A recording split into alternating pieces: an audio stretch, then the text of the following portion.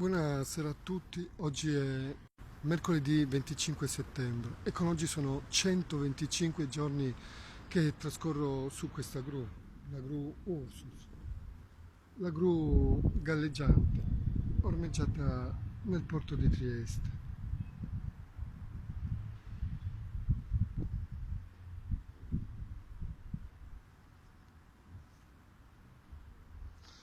Ecco, oggi vorrei soffermarmi su una cosa che ogni tanto riemerge che è questa cosa dell'incendio che distrusse completamente la Voce della Luna nel 2008.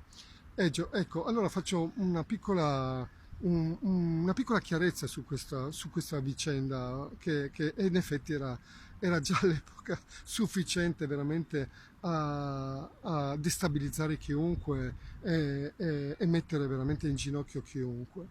Ma nonostante questo io comunque mi ero risollevato anche da quell'incendio lì e l'avevo superato. Ad ogni modo, per chi non conoscesse questa storia dell'incendio, ve la racconto. Allora, nel 2008 io feci fare un piccolo lavoretto di manutenzione a un artigiano a cui avevo chiesto tramite degli amici se mi procuravano un artigiano per fare un semplice lavoretto di restauro in un bagno, ma cosa di poco, veramente poco conto. Si trattava semplicemente di piastrellare un paio di metri quadri di un bagno. Poi mi era stato mandato questo personaggio che io non conoscevo minimamente, però vabbè, insomma, si trattava di un piccolo lavoretto, insomma, e poi oltretutto in quel periodo io avevo veramente altrettante cose da seguire, per cui insomma, gli avevo dato semplicemente fiducia e un acconto, ovviamente, come si fa di solito, gli avevo dato mandato per fare questa cosa qui. Dopodiché erano trascorsi un po' di giorni e andai a vedere come stavano procedendo quel lavoretto e mi accorsi che in realtà il personaggio in questione non era andato minimamente avanti col lavoro, anzi aveva sì piastrellato un po' di parete, ma aveva fatto un disastro, cioè non c'era una mattonella messa dritta neanche per sbaglio, in più aveva fatto un danno nel bagno, nella turca, aveva rotto la turca, evidentemente gli era caduta una mattonella mentre lavorava e aveva spaccato la turca e l'aveva rincollata con l'attack. Cioè, pensate un po', cioè, e quindi niente, lo allontanai immediatamente, avevo capito che non era del mestiere e che col cavolo che era un artigiano che faceva quel lavoro lì. Ma, e comunque insomma lo allontanai e lui si tenne il suo acconto e pazienza e poi misi in mano a un altro artigiano che portò avanti il lavoro e lo finì insomma senza nessun problema. Sono cose che capitano, ecco, niente, un fatto apparentemente proprio irrilevante. Nella storia così della vita di una persona, insomma, capitano di trovare qualche imbecille strada facendo, pazienza. Però l'imbecille in questione non era solo un imbecille, era da quello che poi si è capito dalle indagini di polizia e dalle alcune testimonianze, sembra che fosse in realtà una specie di mercenario professionista, un reduce della guerra dell'ex Jugoslavia, uno insomma in qualche modo abituato a dare fuoco, a uccidere gente e sembra anche che si vantasse con i suoi amici di questa cosa qua, no? E questo è emerso. Ed è emerso anche che è uno che che gravitava perlomeno all'interno dell'estrema destra triestina. E, e quindi questo è il profilo insomma, di questo personaggio. Di sicuro l'intenzione era quella di uccidermi cercando di darmi fuoco, di bruciarmi vivo. Questo anche a detta dei periti che hanno controllato, che hanno fatto la perizia alla voce della luna e anche a detta dei vigili del fuoco, visto che comunque di sicuro la mano che si è adoperata per quell'incendio era sicuramente quella di un professionista, di uno che sapeva il fatto suo. Ecco, se mi sono salvato, se oggi sono qui a raccontarvi questa storia, e devo ringraziare la Bora di Trieste che quel giorno soffiava abbastanza forte, per cui mi ha consentito di continuare a respirare, poiché spostava via il fumo. E quindi è vero se da una parte ha fatto sì che bruciasse tutto molto rapidamente, l'altra parte comunque ha consentito che io potessi continuare a respirare e quindi anche di riuscire a mettermi in salvo. Io quando aprì gli occhi, perché in quel giorno visto che avevo ricevuto appunto delle minacce i giorni precedenti, ero rimasto lì a vigilare e mi ero addormentato e si capisce che lui in effetti lì la sua intenzione era quella proprio di bruciarmi vivo, perché tra l'altro io ho fatto di tutto per essere visto, per far sapere a chi era all'esterno, a qualche malintenzionato, che io ero lì e che c'era una persona che stava vigilando, quindi lui sapeva benissimo che io ero lì, anche perché c'era la mia macchina fuori.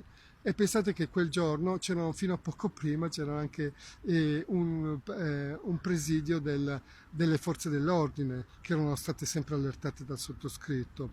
E nonostante questo, questo personaggio ha messo a segno il suo intento.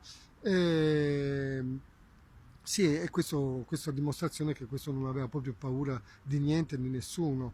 E, e, poi però alla fine è stato catturato e processato. E la motivazione apparente era quella appunto di una specie di un credito che lui avanzava nei miei confronti di 300 euro, no? È chiaro che la logica ci impone a tutti quanti di capire e di pensare che nessuno al mondo sano di mente potrebbe mai pensare di uccidere e dare fuoco a una persona e a un'azienda per 300 euro.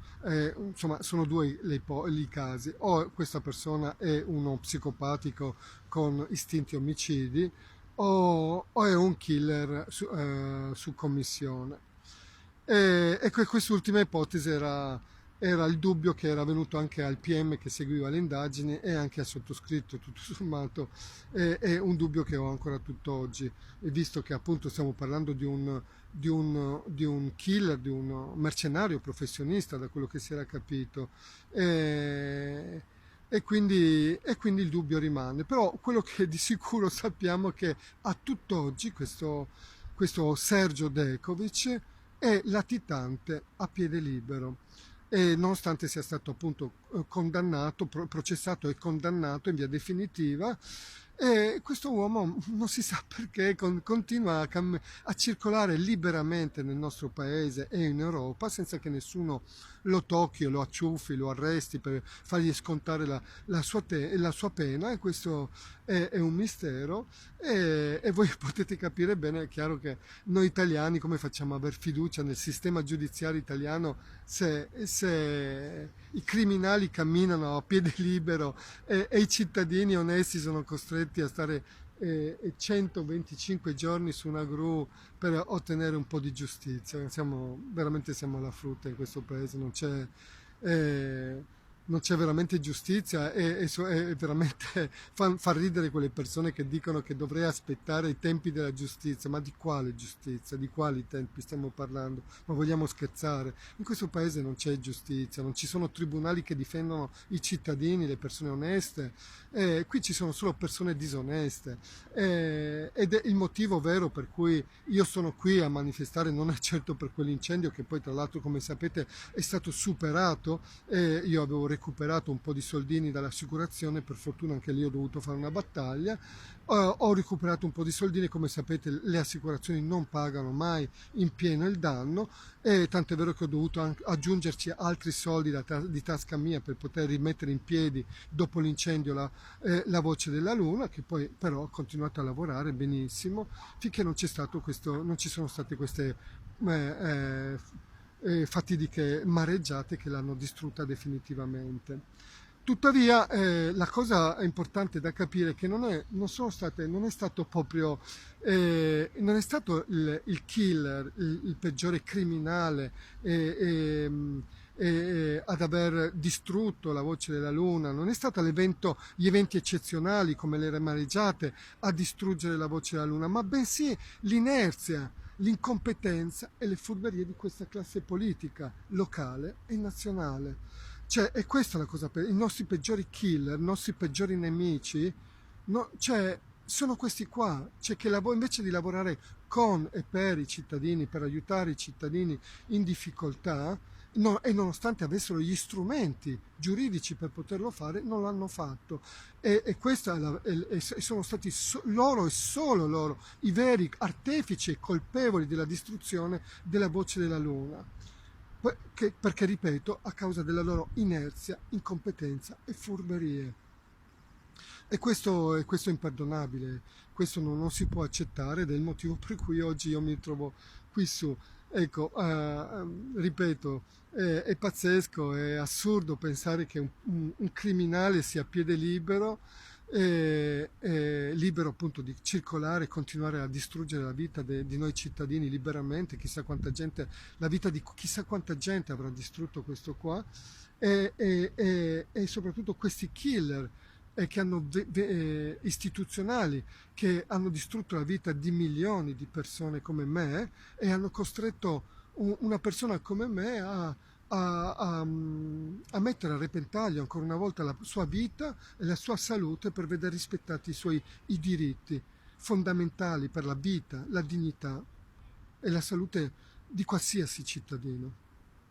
E questo è intollerabile, è inaccettabile. È per questo che io combatterò qui su questo gru fino alla morte, fino alla fine. Io da qui non mi schiodo, non mollo. Io vi assicuro che qui non mollo. Quello che hanno fatto questi personaggi qua è veramente davvero troppo schifoso. Buona serata a tutti.